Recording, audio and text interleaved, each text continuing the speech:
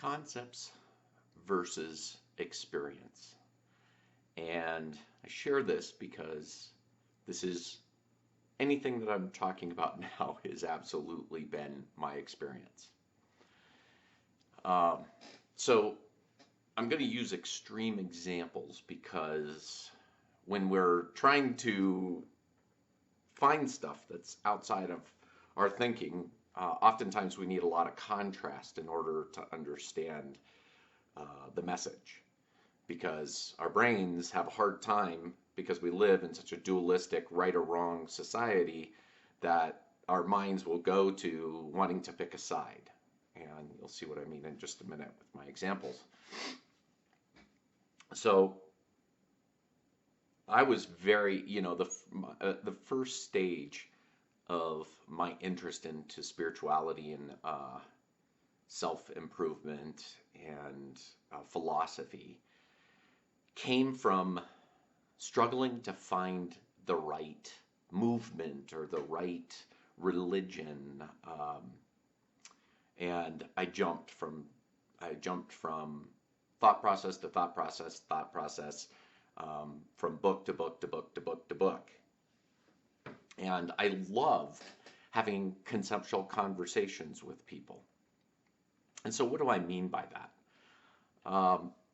So here's an example. You can go out. Let's just say somebody goes out, something happens in their life, and they go to the Christian church. And within a week, because they went to a meeting, they felt good, they heard a message, and then a week later, that person can be, um, you know, calling themselves born again.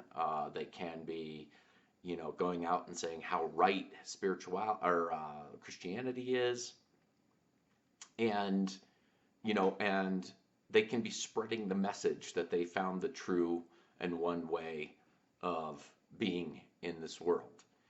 And so, what's the difference between the conceptual concept of a religion or philosophy and the experience of it? Well, let's take let's take that example. There could be one person that um, does that. They go in, they're born again, they become a Christian, and they just they start spreading the message. And let's say there's another person that does the exact same thing. Well, these two people are on very different tracks. 10 years later, we take a look back into their lives. One person one of these people has taken this conceptual idea of Christianity, all the messages that you would say, Jesus is the only way, and um, Jesus is, Christianity is the right religion, and that sort of thing. Let's say both of them do that, but one of them, so one of them goes on a path, and 10 years later, basically, they're not any different of a human other than being, still considering themselves right about Christianity. And now they just have more conceptual arguments that they've, run into over the 10-year span. And now they've read the Bible many times, so they have lots of quotes that can, overcome objections from outside of the belief system. And then there can be the other guy that 10 years later no longer calls himself a Christian, uh, but still goes to Christian church, still believes completely that they are a Christian, and they followed the concepts in the Bible and completely changed themselves. And now they just walk around experiencing the life of what the concept of that religion taught them. And, I used Christianity as an example, but you could put that in anything. I mean, it could be atheism, it could be Hinduism, it could be Buddhism, you name it. And so it's interesting to us that we have such interest in concepts. And that's kind of the first level of any philosophy. And we all want it. A lot of the criticisms, that you see in this arguing on who is right and who's wrong and bad and good, is that we all have this idea that I think we want to see what the end result of this is. And to me, what I've learned is that the end result of a lot of these philosophies are people experiencing what happened. And then what ends up happening is that they no longer need the conceptual knowledge because they've grown out of it. They've grown out of the need to have this conceptual idea of something. They've now experienced it so much that now they don't have an identity that's attached to the label of whatever it is. So, the way that I look at it now is that uh, I believe that if there were two people in a room that were deeply compassionate, deeply strong in their faith, and wholeheartedly psychologically centered because of the experience of following their religion or their philosophy, you're not going to hear about it. They're just going to be special, amazing people. And the only time that you would know about it is if you ask, like, what do you believe? And I believe that you could have two people, a Buddhist and a Christian, in the same room, and you would never know. You would just call them beautiful people, and you would never know, which faith system that they followed. And I myself have chased so many conceptual ideas. And so it's interesting to me because I no longer have the need to tell people what I believe. In fact, I've been teaching communications classes, and we get into these deep philosophical discussions, and rarely do people ask me, well, what do you believe? And that's the only time I'll answer them is what I believe. Because to me, it doesn't matter. Um, the only thing, the way that I see it now, is that I'm here to help people question what they think and um, to look beyond what they're experiencing, uh, because I believe that if you're looking for the experience of this amazing life, you can find it um, by going into many different philosophies and religions, and the truth will begin to bubble up and surface. And um, I have so much trust and faith in people that that's the case. That's all I would do, and I don't need to go out and tell people my personal beliefs and that sort of thing. I help them look at things from a different perspective.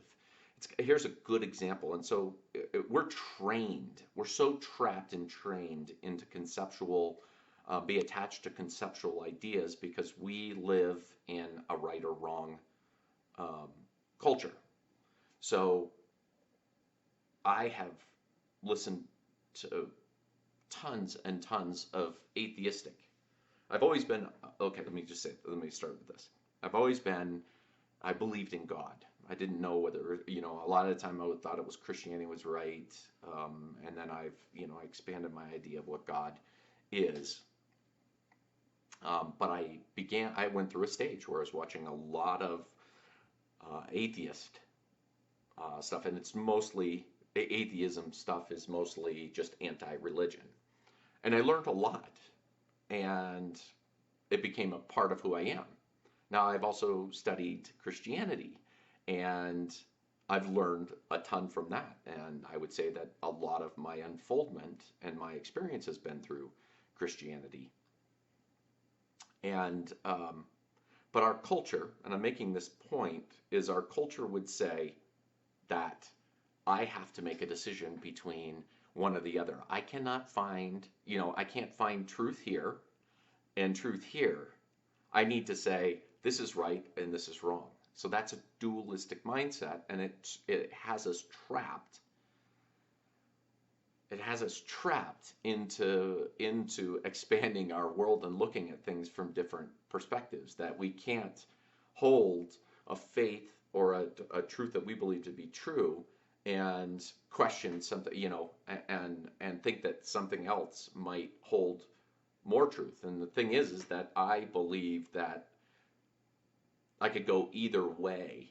You could swap these two situations out, that I could say that what I found to be truthful within atheism would make me a better Christian. And what I found truthful about Christianity would make me a better atheist. So it's not about being right and wrong. It's actually about deepening and then stepping into an experiential perspective. And I think that's one of our limiting cultural narratives or main points, is that you got to get the concept right. And so I'm much more interested now when I find people that seem to have that spark. They understand joy. They seem to have contentment down. Um, I get curious, and but I don't necessarily want to have a conceptual conversation. I want to find out, like, what were the experiences from your life that helped you become who you are. And so to see everything beyond me, I do that now, as that I question people. And so it's an interesting, that just adds to it, is people like me because I ask them, and I'm curious, genuinely and authentically curious about people's experiences, much more than just what they discovered out of a philosophy class or through their religion. You know, what Bible quotes they can spit back at me, or what philosophers they can spit back at me. I want to know, like, how a concept has shown up in my life or their life, and oftentimes that's all the juicy stuff. Um, but it's difficult for people to share those experiences because they're oftentimes humiliating, um, in order to see the bigger picture or to move to another level of consciousness. You have to put yourself within discomfort. So, yeah, um, the idea of this video is, you know, don't judge a book by its cover. Don't, and also, if you're looking for somebody to follow or to be around or hear their message, ask. People are always, I think anybody, even wherever they come from, Buddhism, Hinduism, whatever transforms them, they're happy. They will get out of the need to share labels, and that will actually become tiring for them to have conceptual conversations, and they'll want to get down into the nitty gritty. They're going to want to see they're going to want to talk about where the rubber meets the road, and they want to hear about where the rubber meets the road. They want to hear your stories from the road, how you came to understand something.